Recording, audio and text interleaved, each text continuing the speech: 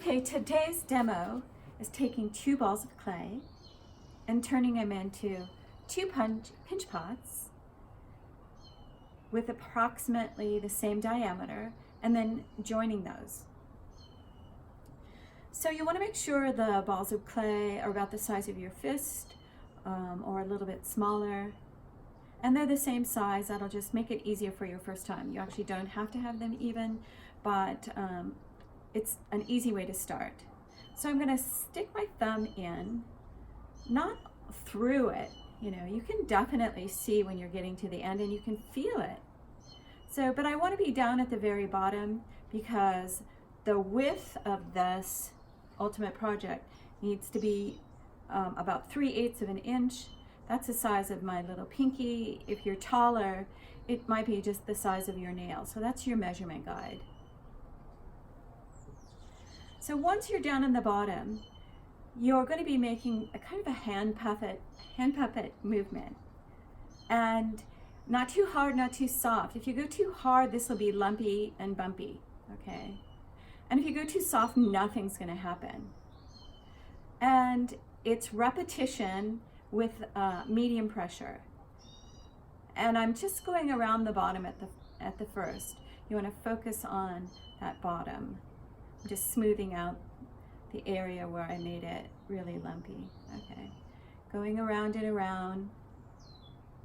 And then moving up, just about 1/2 inch or so, going around. And once you get around, then you can move up again.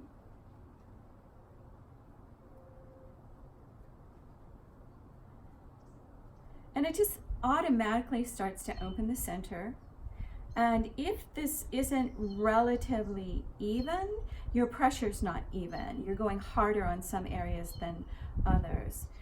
Once I'm about midway up, then I like to just set it on a sheet or board or canvas or something and start moving around. It's the same puppet, shadow puppet kind of movements here. I'll go around, and then I'll move up and go around.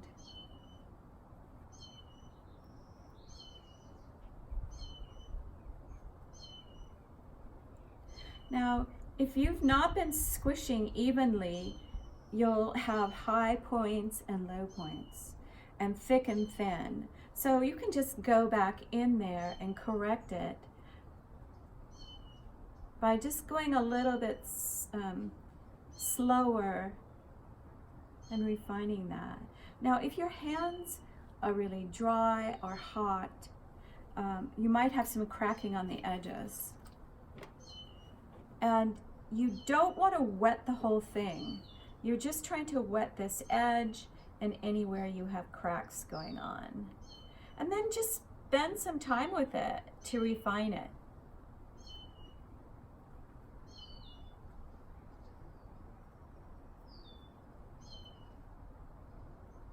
If it's high and low, you can also turn it upside down. And notice I'm not trying to add a lot of water on the outside or the inside, because this will collapse on you and you won't be able to turn it upside down.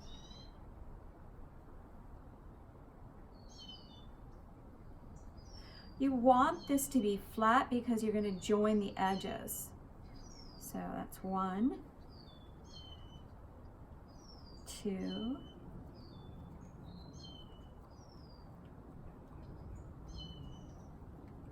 if you haven't done this before, you might have to start all over again. Don't be afraid to start all over again.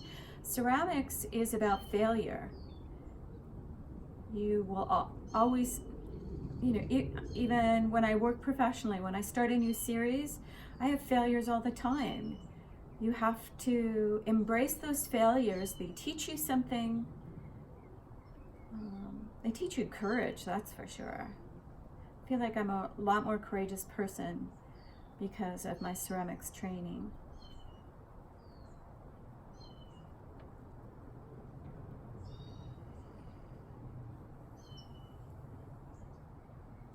Refine that.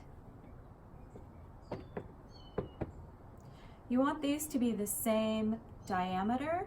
So notice this one is a little bit littler. So when you're doing pinch pots, you notice my hand was up. If you're finding that your pinch pots are becoming wider and wider and wider, that's because you're working like this rather than this. But in this case, this diameter is too small, just a tiny bit smaller.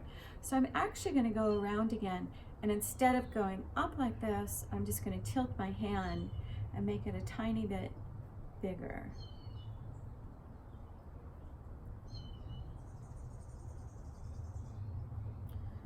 You can turn it upside down again, flatten that edge, refine it.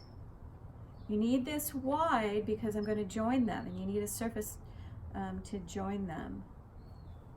I'm checking to make sure the pressure or the width, the thickness is the same throughout the whole thing. If you have any thick areas, you need to scoop that out. It needs to be 3/8 of an inch, not only on the edge, but the whole thing. So you have to spend some time. You don't want this to pop in our kilns because you made it too thick. So, ha! Now I need to make this one a little bit wider. It's okay to start again. Okay.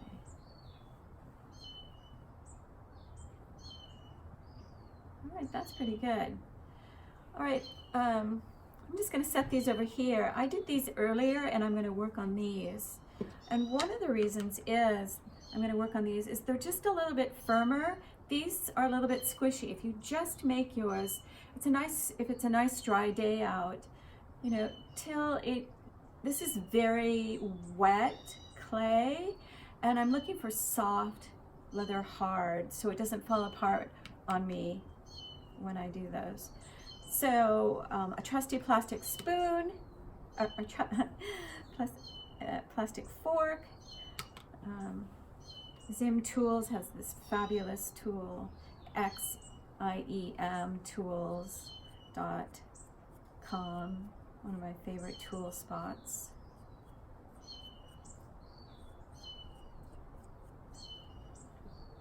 And I'm doing slipping and scoring, slip, score, compress, and lute. That's how you can be sure that your pieces stay together, right?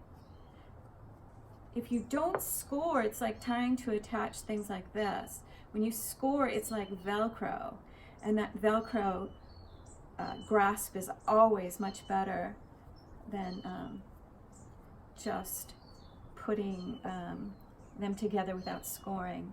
I'm going to slip this.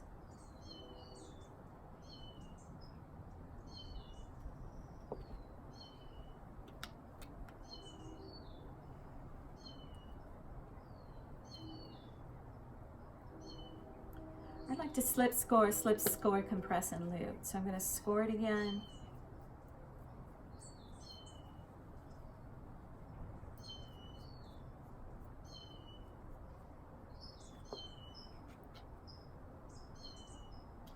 And compress, slip, score, compress, and lute. Compress just means to press it together. And then lute is the final part of the slipping and scoring. And in luting, you're joining the clays from one side to the other. If you press too hard, you'll indent that. You'll just have to take it apart and put it back together again, right? But I'm going to join that all around. It looks pretty trashy right now, but don't worry about that. We're going to fix that up.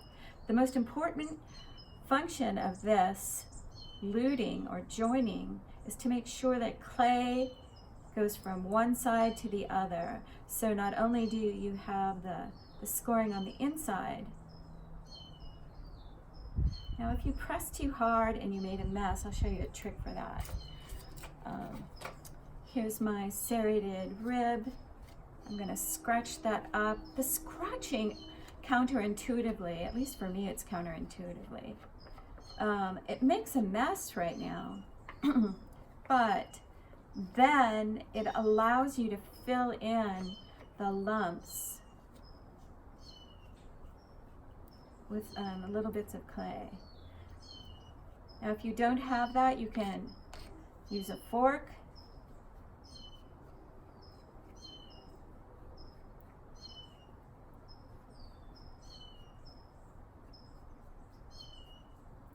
And then any of your ribs that will bend, because you can bend it and follow the curve that you have going. Because now, when I am using my rib, I can make it nice and smooth and straighten out all those weird little edges. If you have any divots in it, go ahead and fix that up.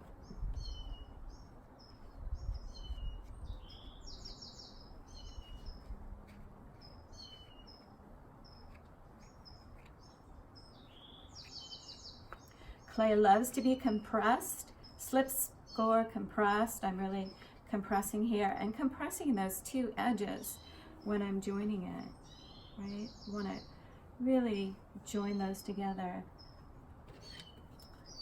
This is just a kitchen utensil that I bought at the 99-cent store, but it's really fabulous for shaping the ball.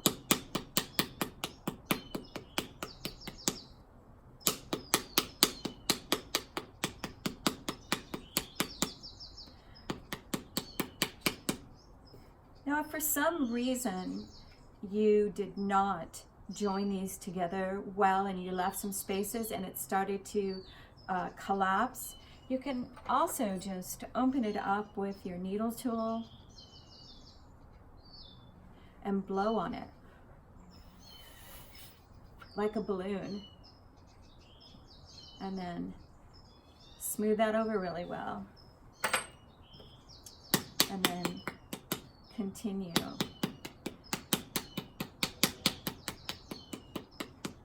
Now the question is, do you really want a ball? Because at this point, this can be shaped into any shape you want.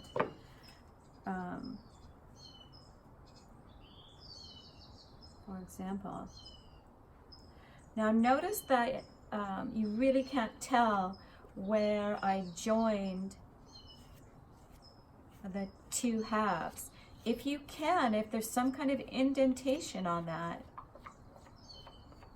you might even need to join a little coil somewhere. This clay is still pretty wet, so if it is, you can just put a little coil in there and smooth that in.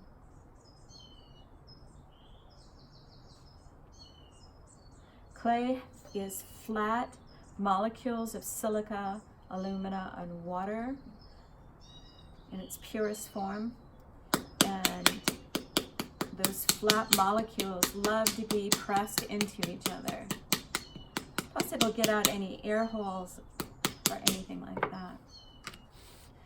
Now, if you don't want, let's say you're going to do a face on here, an abstracted face or something. If you want an egg shape, because a human's really an egg shape, you know, you can just work on that too. Or if you want a square shape for some reason,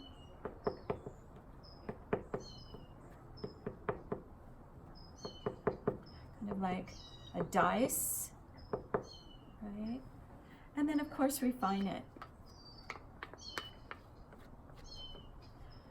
It's like a balloon at this point that has a knot in it. So as long as you're still working with it, and it is, as long as you're still working with it and you're not drying it, you don't need to add a hole in it. As soon as you're done with the shape though, you absolutely have to put a hole in it. Clay is going to shrink about 8 to 10% as it's drying, and there's air inside here. So if it's shrinking and that air can't compress, the clay can't compress it and hold it tight, you'll develop cracks in this. And definitely in the kiln, it'll pop together. It'll find all the weaknesses because not only is it shrinking as it's heating up in the kiln, but the air particles inside are just bouncing around, kind of like boiling water. When you watch boiling water, it's just like, ah! Okay, so that's what's happening here. So when you're done with this, you only have to have one hole in it, but I normally like to put 2 in it. Let's say I'm done with this. And I'm just gonna let this dry. Now I'll just put a hole in it. I like 2, just in case, what if that accidentally gets covered up. So if you're done with it, put holes in it. If you're not done with it, let's say you're gonna put a face on here or texture or anything like that, you can keep that covered as long as this is covered in plastic. Double wrap it really well.